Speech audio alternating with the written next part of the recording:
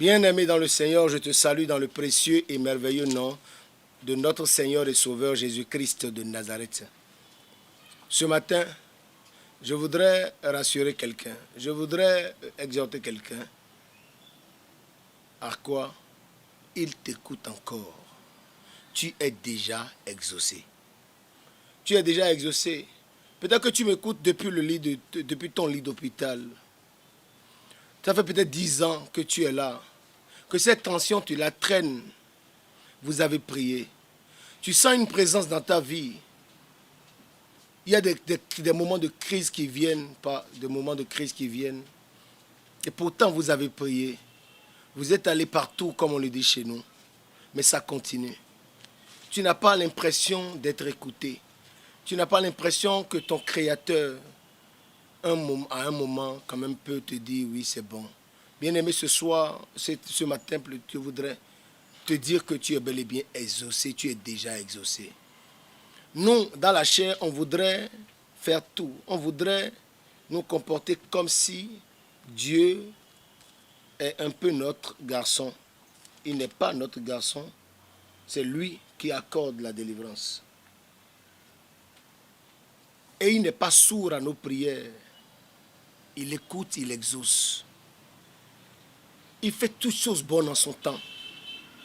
Il est vrai que dans la chair tu souffres, il est vrai qu'en esprit tu sens que ça ne bouge pas. Que ce mari attendu ne vient pas.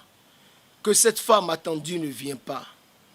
Il est vrai que ce boulot attendu n'est pas en train de venir. Nous avons prié, nous avons jeûné.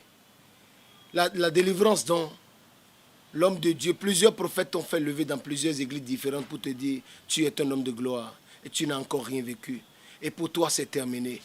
Pour toi il n'y a plus de l'espoir. Mais je veux te dire ce matin, il n'a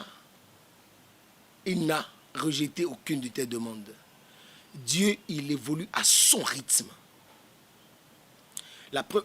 Tout ce que je vais te dire, est-ce que tu pries dans le bon endroit? Est-ce que tu pries avec un des collaborateurs de Satan? Car aujourd'hui, malheureusement, Satan est installé dans nos églises. Et les activités religieuses,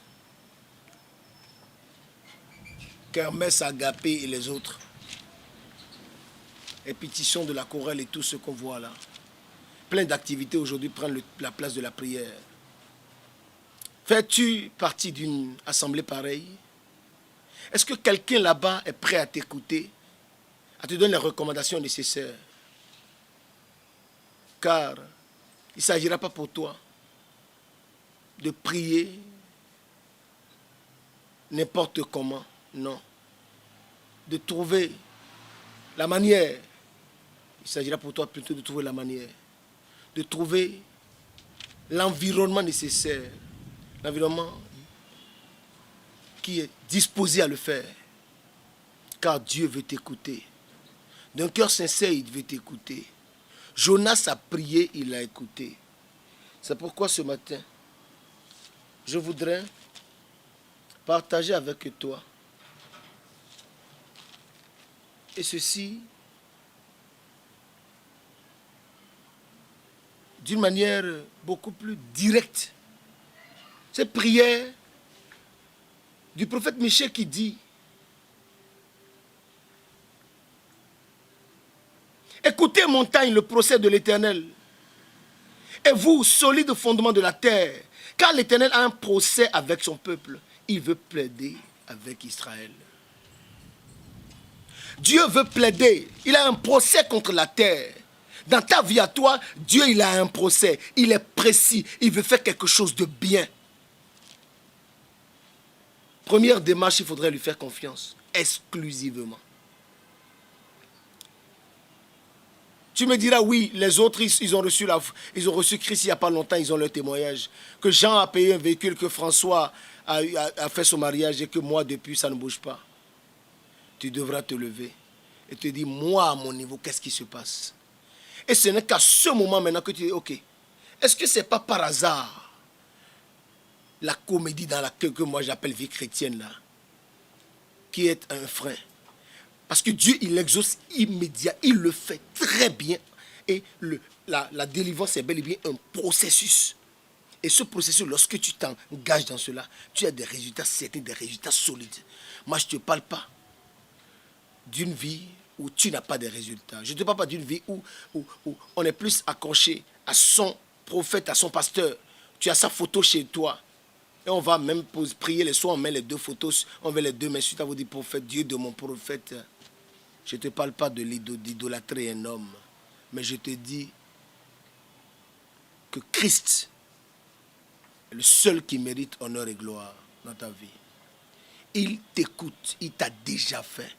Toi qui es dans la profondeur de la douleur liée à une maladie, je déclare ce matin au nom puissant de Jésus-Christ, en un instant même que tu reçoives ta guérison. Toi qui te dis, le mariage est pour quand? L'âge avance, je vais te dire ce matin qu'il le fera. Dans peu de temps, si tu es connecté à ce que nous passons en ce moment, je voudrais que tu ailles sur tes genoux, que tu déclares. Car l'onction de Dieu est en train de descendre maintenant sur cette nation. Il t'a déjà exaucé. Il l'a déjà fait. Toi qui me suis en ce moment, je voudrais que tu saches que cette année 2020 ne finira pas. Et tu verras ta réponse.